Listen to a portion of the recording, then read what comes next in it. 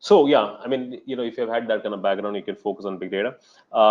If you are a person who uh, wants to explore, this is the first time you want to explore uh, in data science as a career. I say this part almost anybody can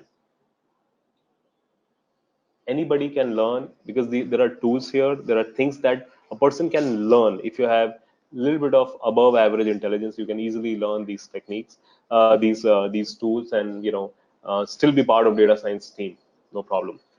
If you have had some kind of quantitative background, I say an MBA where you had statistics as a subjects, an engineer, eco math stats person, a science person in general who has had maths in the 11th and 12th also, even if not had maths, but you were driven towards, let's say, econometrics or statistics at some point of time, then this is a great career to choose.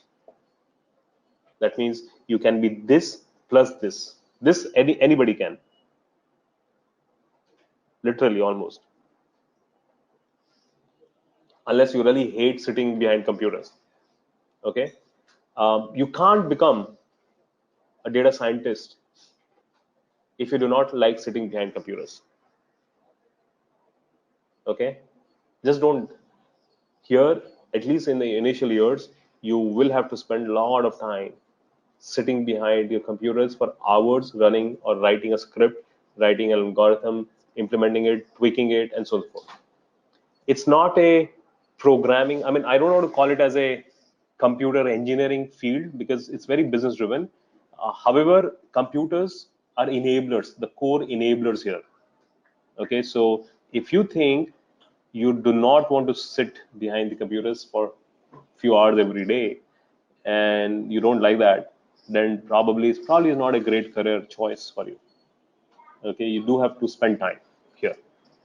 Okay, because you're solving complex problems. Yeah, so anybody, data management, data mining, data handling, if you have had a little bit of quantitative background, great, you can do both these things together. Okay, econometrics, maths, statistics, engineering, MBA, a good commerce student from a good college can also explore this. um, Here, machine learning requires a little bit of more computational algorithms and understanding. Again, it can be anybody who has done this and this, definitely it can be, but just that be a little more ready to get your hands dirty on writing some complex scripts a little bit further. You got to know the entire ecosystem of how algorithms could be built into an app as well, or can be deployed into an app. So if you understand that also, then also it helps. You got to know a little, the little bit of maths behind it, not just statistics, but a little bit of maths as well, linear algebra, numerical optimization, those kind of mathematical techniques. Again, we learned in our 10th, 11th, 12th maths. So those things are again going to be very, very important if you want to become a machine learning expert. If you really hate those things, I would say stop here. Okay, I would say stop here. And if you're able to do all these things, then you can, and go ahead and learn some more of deep learning algorithms. Even though you have fundamental, believe me, most of the people have fundamental understanding of deep learning. Very, very few people have strong understanding of deep learning, if they can at all claim it. So explore some of the algorithms, maybe one or two algorithms as well. In our coursework as well, we go into foundation algorithms used in deep learning, but we really do not go too much deep into it, again because it just becomes too complex to finish in the span of time that we do. Plus, it's just that some of these techniques are still in a very academic phase. Large companies which have billions of dollars to experiment and the infrastructure to support those experiments don't mind doing it, and that's the reason why you would see these deep learning algorithms being used by only very, very large companies. For example, Google and Googles of the world, or Amazons of the world, or Facebooks of the world. Okay, IBMs of the world. Even IBM actually, yeah, I mean they do have great tools that they have created, but not at the level of Google and Facebook and LinkedIn's of the world.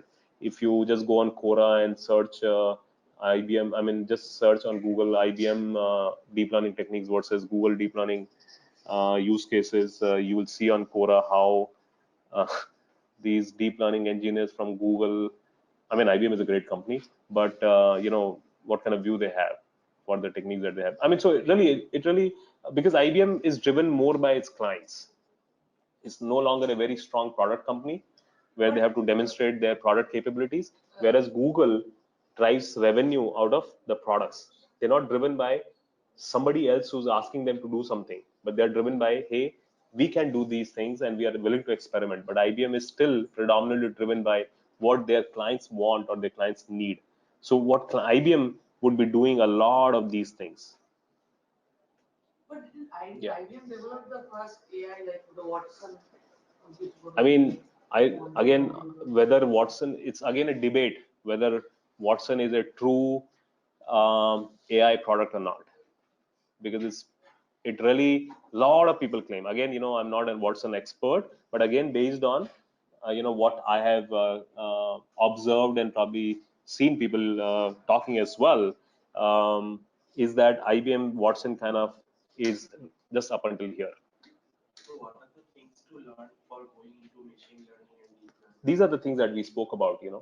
The things that you need to learn to go into machine learning and deep learning is, specifically if you want to go into, let's say, one step further from from this world of data management and analytics to machine learning, then the thing that I would say which kind of differentiate you from a typical analytics person is that little bit of mathematical background or mathematical understanding of linear algebra, numerical optimization, matrix multiplication, those kind of things you should be very, very clear about if you want to get into deep, deep into machine learning and deeper into deep learning. One of the questions Prasad has asked is that he's into teaching mathematics in graduation. I completed statistics in 2014, but now I want to change a career. What are chances? I mean, you see, we have had good success in Ivy with people who have had academic background as well in math, statistics, econometrics, computer engineering. We've had great success. The reason why we've had great success is that, as I said, a lot of these things are still theoretical in nature. That means experiments are still being done. So if people who come with academic background generally have a very strong theoretical understanding, which is appreciated here in data science. Okay, maybe you can understand the algorithm pretty well, equations pretty well, just because you've had that kind of background. So if you have been into teaching for many years, especially these kind of subjects as you mentioned, maths and statistics, it's a great thing. See, I've been telling you the main differentiation between let's say machine learning and general analytics skill set is the knowledge of that maths that we learned in school days. If you've been teaching graduate level maths, then those things, linear algebra and those things should be your as we say, your bread and butter, right? Left hand job. So it should be cost accountant, Rajkumar, with huge experience in finance, accounts, consulting, costing, implementation. What scope? I mean, one of the clients, I can't take the name, that we are consulting right now is a Fortune 50 manufacturer of the world, meaning a very, very big manufacturer of a lot of products which are used in aviation, in industries, and so forth. We are helping their 450 analysts who are part of their financial performance and analysis team. So financial performance, FP&A, financial performance and analysis team are the folks who take care of the financial health of the company. They're not the people who will create the balance sheets, but they're the people who analyze the financial data, which could mean ranging from inventory analysis. So there are two main things that they do. One is help the company reduce cost or optimize cost, as they say. Help the company make more revenue by analyzing their own data, because see, large companies create a lot of data as well. So this particular group, which has 450 people, this group is filled with people who understand finance and commerce. I don't even say accounts, because they're really not creating balance sheets again, no taxation, nothing, but they are people who understand commercial world pretty well. They know that inventory means what is the importance of releasing inventory. Let's say a company as large as the company that I'm talking about has an inventory of $5 billion, 35,000 crore If you're able to reduce 10% of that inventory, you're able to reduce 500 million, 3,500 crore, huge amount of money. But they understand that reducing inventory means what? Commercially. So you got to understand those kind of domain as well. So if you understand, so let's say for example, Raj understand that domain, cost accounting, commercial world pretty well, and you understand data science as well, right? So then you can marry the two. They are in fact looking for people who come with, who understand the domain, which is finance and commerce, and has data science skills. See, that's what, I keep saying that data science has become the communication skills of 90s. Like in 90s, when we were in college, we were told that in order to be successful professionally, you got to have great communication skills.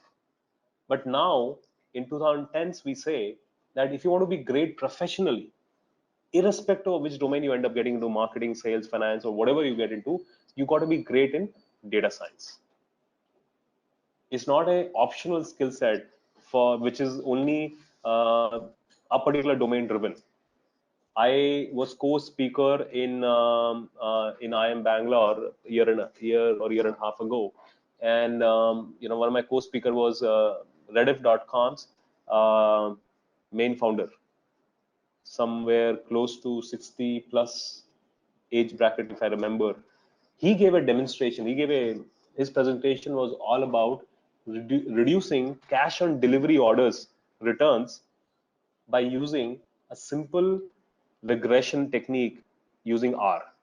So at the age, and he said that I built this model myself by learning R by myself for 3 months and learning regression technique by myself, all these things in 3 months, and I built that model, which is I'm displaying today, at the age of 60 plus. And we were speaking in front of IIM Bangalore MBA folks, and his message was this, that remember, if you want to be great business manager in today's time, then you got to know your data. You got to know one of the data science languages. He said, be it R, be it Python, be it SAS, be it one of these languages, you really need to know. This is not an option. It's like knowing English, right? We say, hey, if you want to become a great successful manager in India, you got to know English, right? So he said the same thing. You can't become a great or successful business manager in today's time if you do not understand data science.